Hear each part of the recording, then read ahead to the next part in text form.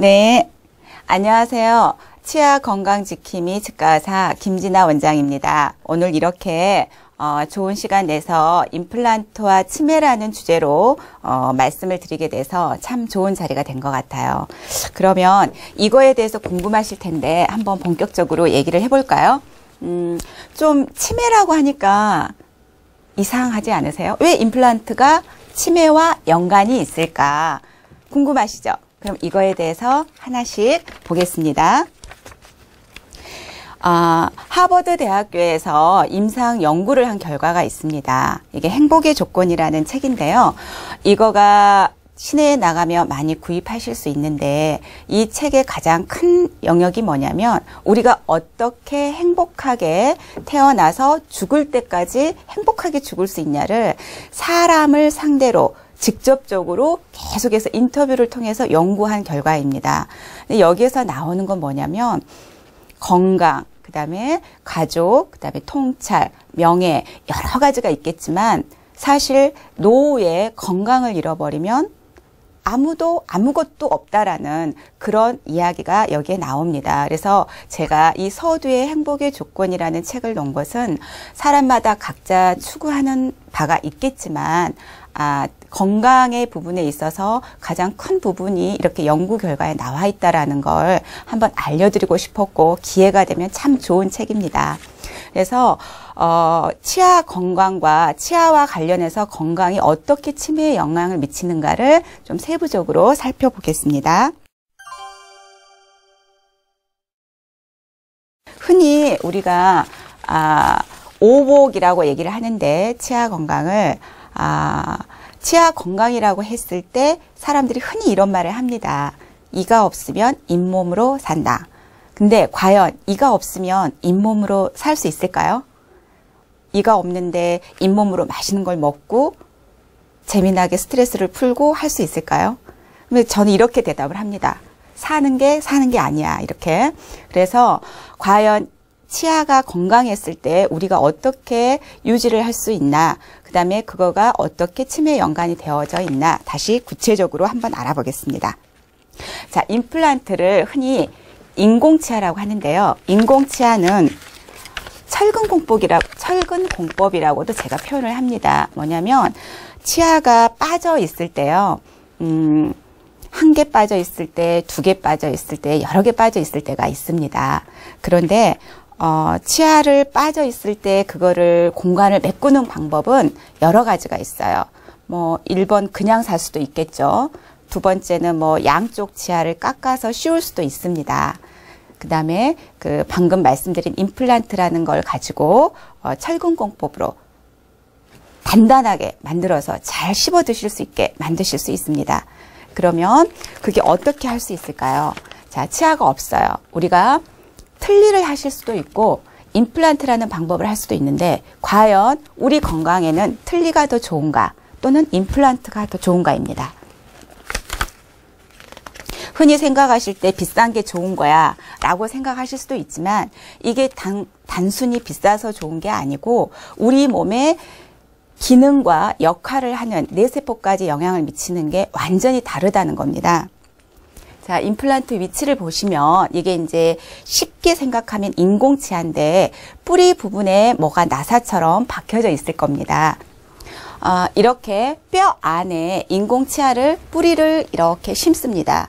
이거를 임플란트라고 합니다. 근데 이 임플란트를 흔히 우리 고객분들께서는 잇몸 안에 박는다고 생각을 하는데 사실은 뼈 안에 임플란트를 심는 겁니다. 그렇다면 최대의 화두가 뼈입니다. 만약 누군가 대박을 꿈꾸신다면 치과에서 뼈를 어떻게 형성시킬 수 있을 건가? 없는 뼈를 어떻게 만들 수 있을까? 혹은 있는 뼈를 어떻게 더 이상 녹지 않게 할 수 있을까? 이런 방법을 개발하신다면 아마 대박 나실 겁니다. 즉, 그 말은 무슨 말이냐면 치과에서 뼈가 가장 중요하다는 얘기를 드리고 싶은 겁니다. 우리가 흔히 눈에 보이는 이 했을 때 보이는 빨간 잇몸은 뼈를 따라서 움직이는 아이입니다.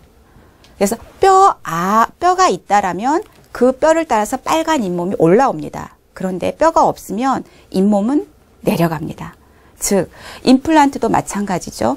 뼈 안에 임플란트를 심는 것이기 때문에 임플란트를 심었을 때 이 뼈 구조물 안에서 오목볼록처럼 이렇게 딱 맞았을 때 가장 튼튼한 임플란트가 되고, 오목볼록처럼 뼈가 이렇게 튼튼하게 굳어졌을 때 가장 좋은 효과를 낼 수가 있는 겁니다. 그래서 이렇게 임플란트를 심어 놓고, 이게 주변에 뼈죠. 그리고 그 위에 시간이 지나면 나중에 이 기둥 부분을 올리게 됩니다. 그러면 궁금해 하시는 거예요. 도대체 나는 임플란트를 심었는데 얼마나 기다려야 합니까? 어떤 사람은 한 2, 3개월 만에 됐다는데, 나는 원장님 1년이 됐는데 왜 안 해주세요? 이렇게 말씀을 하십니다. 그게 이제 바로 전문의가 필요한 이유고요. 여러분들이 병원에서 치료를 받으면서 나에게 맞는 방법이 저 사람에게 맞는 건 아니라는 거죠. 즉 나의 잇몸 상태와 뼈 상태에 따라서 임플란트를 심어서 보초를 올리는, 즉 인공 치아를 만드는 과정이 어떤 사람은 2단계에 끝났다면 어떤 사람은 3단계, 4단계, 10단계가 필요할 수도 있다는 겁니다. 그리고 그거를 잘 선별해서 고객분과 의논을 해서 그 고객분한테 맞는 방법의 시술을 알려주는 게 좋은 병원이라고 할 수 있겠습니다. 그래서 일단 위에 인공치아를 잘 심었잖아요. 그러면 여기에서 씹을 수 있는 기간까지는, 그래서 어떤 사람은 2, 3개월에 끝나고 어떤 사람은 1년이 걸리는 겁니다. 그 세부 과정을 통해서죠. 그럼 그 세부 과정이 무엇에 의해서 차이가 나는가 한번 살펴보겠습니다. 이와 같은 경우는 치아가 하나 빠져 있습니다. 그럼 하나 빠져 있기 때문에 한 달, 2달, 3달이면 끝날까요? 이렇게 말씀을 하실 수 있는데, 치아의 개수가 중요한 게 아니고요. 그 치아를 심는 뼈나 잇몸 상태에 따라서 한 개일지라도 3개월이 걸릴 수도 있고 8개월이 걸릴 수도 있습니다. 여기서는 간단하게 심어서 위에 올려서 치아를 만드는 이 과정이 한눈에 보이는 이 간단한 과정이지만, 뼈 양에 따라서 뼈가 굳는 상황, 그리고 그 환자분의 전신질환, 즉 당뇨병이랄지 고혈압이 있다면 이 과정이 굉장히 느리게 진행이 됩니다. 그래서 일반적으로 건강하신 분에 비해서 2배의 시간을 저는 더 두시라고 말씀을 드립니다. 그래서 왜 저분은, 다른 사람은 3개월 걸렸는데 나는 8개월이 걸리냐, 이렇게 궁금해 하신다면 바로 이러한 원인이 답변이 될 것 같습니다. 다음, 여기서는 개수가 조금 많이 있습니다. 근데 이렇게 많이 있다 그래서 또 아까 말씀드린 것처럼 그렇게 오래 걸리는 건 아니고요. 다만 시술할 때 조금 더 많은 주의를 기울여야 되고요. 밑에 같은 경우에는 신경간이 지나갑니다. 신경간이 지나가서 그런 위치를 잘 파악을 해서 심는 게 여러 개의 개수를 심을 때는 중요하고요. 물론 이거는 그분의 그 뼈 상태나 그다음에 여러 가지 여건 촬영을 해서 그 부분을 피해서 잘 하시면 될 것 같습니다. 임플란트를 통해서 이렇게 치아가 여러 개 없는 경우에는 심는 힘이 굉장히 약화되어 있기 때문에 초기에는 이렇게 만들어드리면 볼을 씹으시는 분들이 많습니다.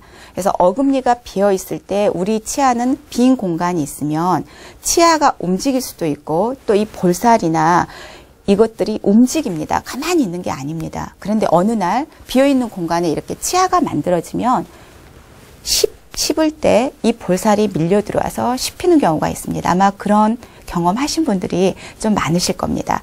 시간이 지나면 약 1달에서 3개월 정도 지나면 그런 현상은 자연스럽게 없어집니다. 우리 몸은 신기하게도 금방 적응을 합니다. 아, 없던 치아가 생겼네? 그렇다면 내가 이거를 인지를 해야지 뇌소폐에서 신호를 보냅니다. 그럼 우리 근육이 그걸 알고 다시 제자리로 돌아갑니다.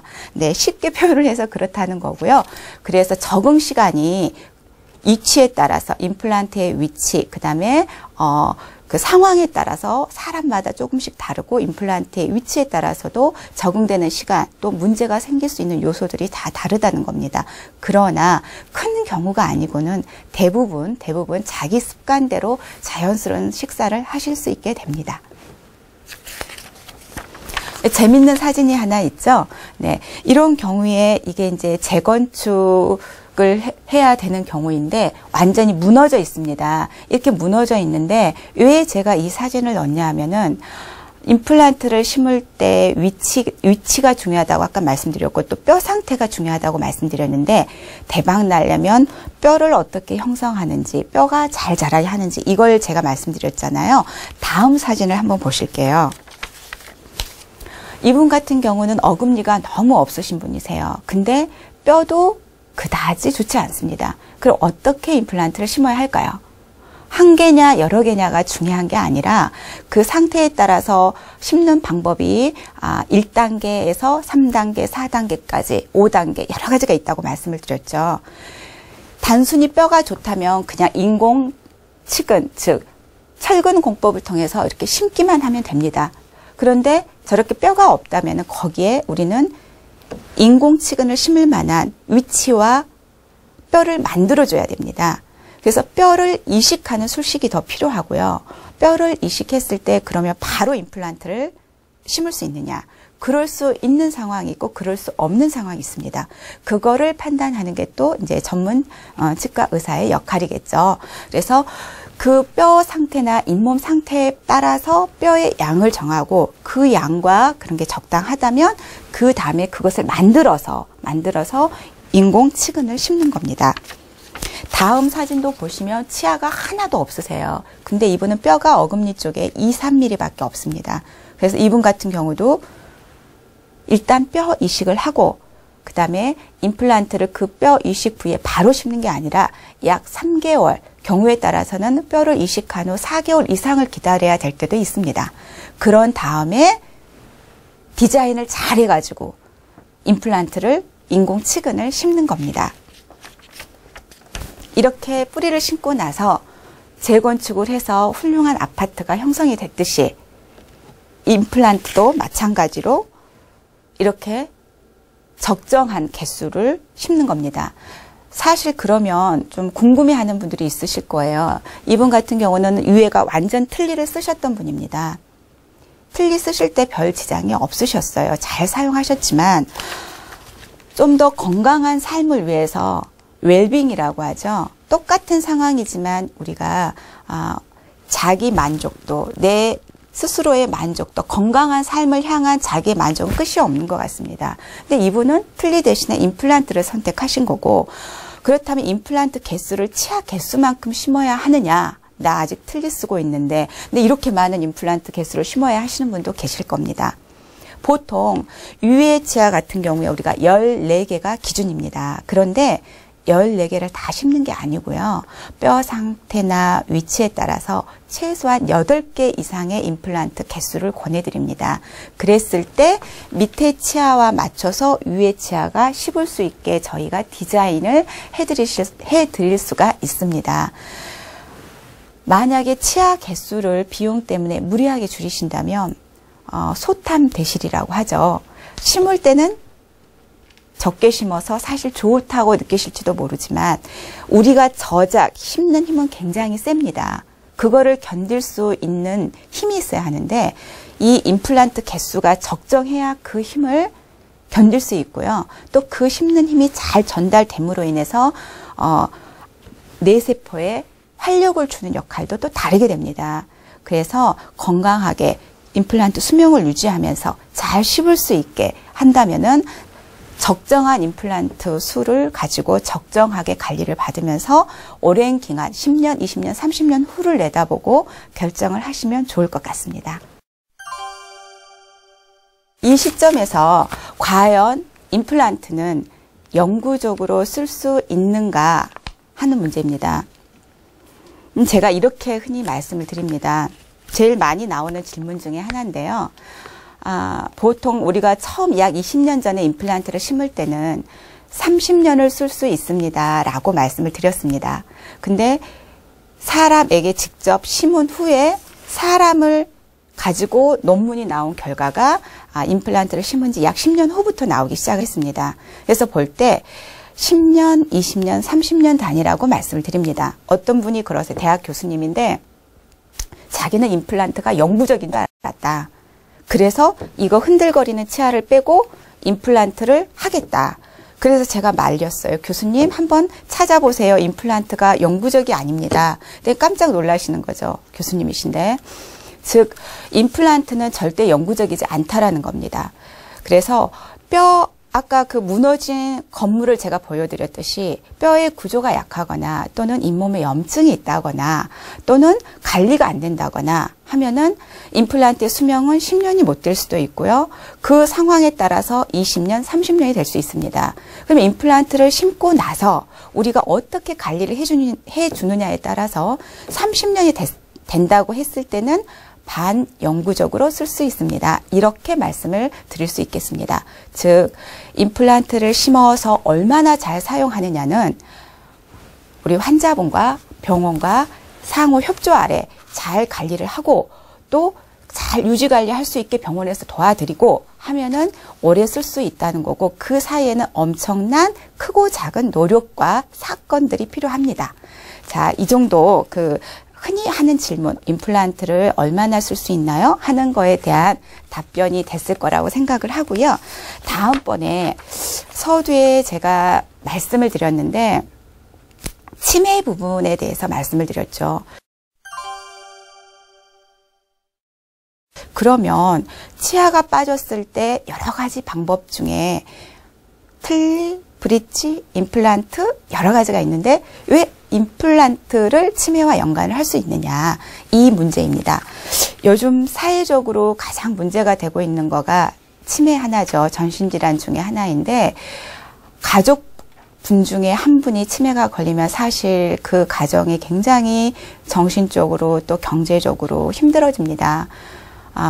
저희 병원에 오시는 환자분들 중에서도 이제 따님이 예를 들어서 아버님이 치매가 걸렸다 그러면 그 따님뿐만이 아니라 그 옆에 가족까지 온전히 올인해야 되는 그런 상황이 있고 굉장히 힘든 경우를 보고, 또 요즘 사회적으로도 많은 뉴스거리가 되고 있지 않습니까? 근데 치아 수가 적을수록 이 힘든 치매가, 우리를 힘들게 하는 이 치매가 1.7배의 발병률이 높아진다는 연구 결과가 있습니다. 그럼 치아 하나가 빠졌을 때 1.7배일까요? 그건 꼭 아닙니다. 그렇지만 치아 수가 적을수록 건강하신 분에 비해서 1.7배의 발병률이라는 건 굉장히 높은 거고요. 그다음에 나이가 들수록 우리 사람은 면역력이나 여러 가지 면에서 떨어지기 때문에 이것을 간과할 수치는 아니라는 겁니다. 그래서 틀니하고 다른 게 뭐냐면, 틀니는 씹는 힘이 틀니 자체를 통해서 잇몸으로만 전달이 됩니다. 그러나 임플란트는 우리가 저작을 할 때 이 저작 힘이 그 뼈 쪽에 있는 세포 활성을 도와주게 됩니다. 씹는 힘에 의해서 세포 활성이 도와지면은 뇌 세포로 가는 자극을 전달하게 되고, 그런 역할에 의해서 뇌 활성화가 일어나는 거죠. 그럼으로 인해서 우리 세포가 깨어날 수 있게 도와줍니다. 이게 바로 치매의 발병률을 지연시켜주거나 또는 인자를 적게 해준다라는 거죠. 물론 꼭 이게 치매하고 이것이 안 돼서 치매가 걸린다, 그건 아닙니다. 하지만 모든 병의 원인의 50%는 언노운, 모르는 겁니다. 다만 여러 가지 발병 요인 중에서 우리가 그 요소를 조금씩 낮춰가면서 그런 일이 발생하지 않도록 예방하는 거고요. 우리가 기왕에 치아가 빠졌을 때 여러 가지 방법 중에서 선택을 한다면 임플란트가 치매를 예방하고 발병률을 낮추는데 가장 큰 영향을 준다. 저는 이렇게 말씀드리고 싶습니다. 자, 우리나라에 그 명절이면 항상 등장하는 48인치 카메라가 있습니다. 재미나죠? 근데 우스운 건 뭐냐면 어르신들이 이 편하게 미나토를 저도 쳐봤는데요. 이거를 하면서 굉장히 재미가 있죠. 재미가 있고 뭐 노름이 아니라 재미로 가족 간에 또는 어르신들끼리 했을 때 이 뇌세포나 우리의 활력이 굉장히 좋아지고요. 이거가 오히려 치매랄지 기억력이랄지 어떤 활성도랄지 건강에 긍정적 인자를 미친다라는 연구 결과가 있습니다. 그래서 이런 측면에서 보면 저는 가족끼리 이런 건전한 문화는 약간 건강한 문화로 만들어가는 것도 좋지 않을까 하는 생각을 해봅니다. 그리고 마지막으로 제가 좋아하는 사진이 하나 있습니다. 타임지에 이게 나와 있는데요. 언뜻 보시기에 이게 무엇을 하고 있는 것처럼 보이십니까? 아까 48인치 그게 우리나라의 어떤 게임 문화라, 가족의 건강 문화라고 한다면 이 사진 같은 경우에는 미국의 타임지에 나왔던 건데 치매를 예방하기 위해서 건강하신 이 두 분의 어르신이 열심히 게임을 하고 있는 겁니다. 근데 이 게임을 함으로 인해서 그 게임 자체에 빠짐으로써 이 눈동자와 이 얼굴 표정을 보십시오. 얼마나 활력이 있습니까? 그럼으로 인해서 세포의 활성도 일어나고 뇌세포에 반응을 주면서 우리 뇌세포가 자꾸 나는 살아야 해. 난 인지해야. 이거를 잊지 않아야 해. 이런 자극들을 주면서 건강하게 된다는 거죠. 그리고 이와 더불어서 우리의 머리를 자꾸 깨어있게 하고 그런 작용을 마치 똑같이 거의 비슷하게 우리 치아 건강, 즉 씹는 힘에 의해서 이것을 유지할 수가 있다라는 겁니다. 그래서 저도 나이가 들면서 또는 저와 마찬가지로 우리 여러분들도 노후에 우리가 건강하게 노후를 맞이하고 건강하게 사는 게 사실 우리의 모든 목표입니다. 그래서 저 같은 경우는 아까 말씀드린 그 건강 문화를 위한 간단한 게임, 노력, 그리고 우리의 그 치아에 있어서는 지킬 수 있는 조그마한 요소들을 지켜서 건강한 노후를 보낼 수 있었으면 합니다. 이상으로 임플란트와 치매에 관련된 요소에 대해서 간단히 말씀드렸습니다. 감사합니다.